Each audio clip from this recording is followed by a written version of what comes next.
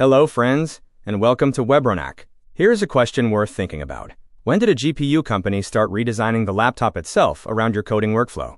That is exactly what happened at Computex 2026 on May 31st. NVIDIA CEO Jensen Huang unveiled the RTX Spark superchip, a single piece of silicon fusing a 20-core ARM CPU with a Blackwell GPU packing 6,144 CUDA cores and up to 1 petaflop of AI compute, aimed squarely at slim Windows developer laptops arriving this fall. That announcement is a signal. The hardware inside your laptop now directly shapes how fast your AI coding tools respond, how quickly your builds finish, and whether your local models run at all. In this video, we break down every major laptop component, explain exactly what it does for a software engineer, and give you a clear decision framework at the end. Let's get into it. Alright, the CPU, or central processing unit, is the brain of your laptop. It runs every line of code you write. Two specs matter most. First, core count. Think of cores as lanes on a highway. More cores mean your laptop can handle more tasks simultaneously, which cuts compile times when you are building a large project. Second, clock speed, measured in gigahertz, tells you how fast each core ticks. Here is the interesting part for 2026. Modern CPUs from Apple, Intel, and AMD now include a dedicated chip block called an NPU, a neural processing unit built right alongside the main cores. The Apple M5 Pro, for example, features a neural engine plus a neural accelerator inside each GPU core, giving it up to 4 times the AI compute of the previous generation. That NPU is what lets your local AI coding assistant run smoothly in the background without choking your editor. Next, we look at the spec that determines whether that assistant even has room to breathe. RAM, or random access memory, is your laptop's short-term workspace. Every application you open lives in RAM while it is running. This is the spec where engineers most often make a painful mistake. Here is why 16 gigabytes is the absolute floor for developer work in 2026. AI coding tools like GitHub Copilot and Windsurf run persistent background processes that consume roughly 2 to 4 gigabytes on their own before you even open a single project. Now add VS Code, a browser with a few tabs, Docker, and a terminal. A typical full developer stack in 2026 lands somewhere between 12 and 14 gigabytes of active usage. That barely leaves breathing room on a 16 gigabyte machine. If you run Docker containers, virtual machines, or want to run a local language model, you need 32 gigabytes. RAM also cannot be upgraded after purchase on most modern laptops, especially Apple Silicon, so you must get this right the first time. Coming up, we look at the storage side, which has its own floor you should not compromise on.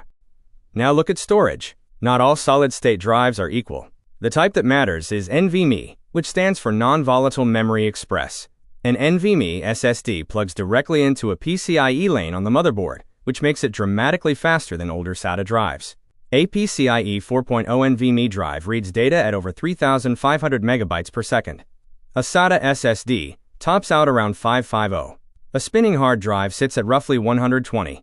For a software engineer, that speed difference is felt every day. Pulling a Docker image, installing Node modules, or loading a large SDK cache all hit the disk constantly. The Apple MacBook Pro M5 Pro starts with a 1 terabyte SSD that delivers up to 2 times faster storage speeds than the previous generation, which directly translates to snappier builds and faster dependency installs. Consider 512 gigabytes an absolute minimum in 2026, and 1 terabyte the practical recommendation, because SDKs, Docker images, and project dependencies eat storage quickly. Next up, the component most developers do not actually need, but some absolutely do.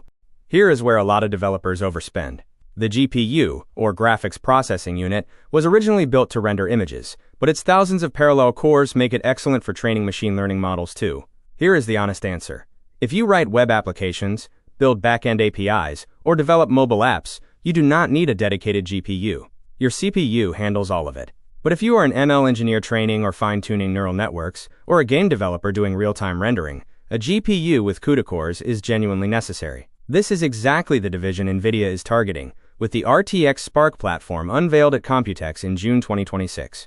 With 6,144 CUDA cores built directly into a slim laptop chip, NVIDIA is making a purpose-built case for developers who need GPU compute without a thick workstation. For everyone else, the integrated graphics inside an Apple M5 Pro or Intel Core Ultra chip is completely sufficient and far more battery-friendly. The final hardware slide covers 3 more daily driver specs that engineers often overlook.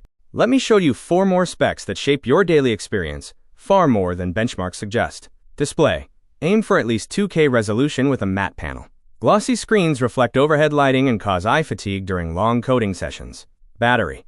Real developer battery life, meaning actual sustained workloads, not marketing numbers.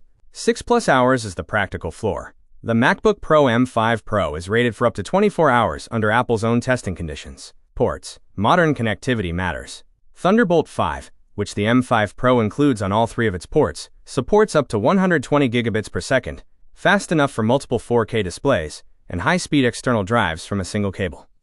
Mac OS gives you a native Unix terminal and the only official path to building iOS apps. Windows is the better fit for .NET, Enterprise Active Directory environments, and the full range of corporate tooling. None of these choices are wrong. They depend entirely on your stack. Speaking of which, let's finish with a clear decision framework.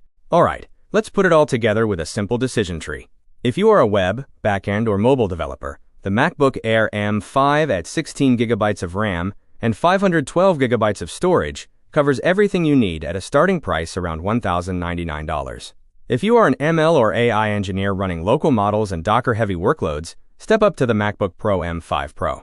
It starts with 1 TB of storage, supports up to 64 GB of unified memory, and includes 3 Thunderbolt 5 ports. If your stack is Java, .NET, or Linux-first enterprise work, the ThinkPad T16 Gen 4 with an Intel Core Ultra processor and 32 GB of RAM is a proven workhorse. Whatever path you pick, the universal minimum checklist for 2026 is this: 16 GB of RAM, a PCIe NVMe SSD, a modern multi-core CPU with a built-in NPU, and at least 6 hours of real battery life. Thanks for watching Webronaq. If this helped you, subscribe, and we will see you in the next one.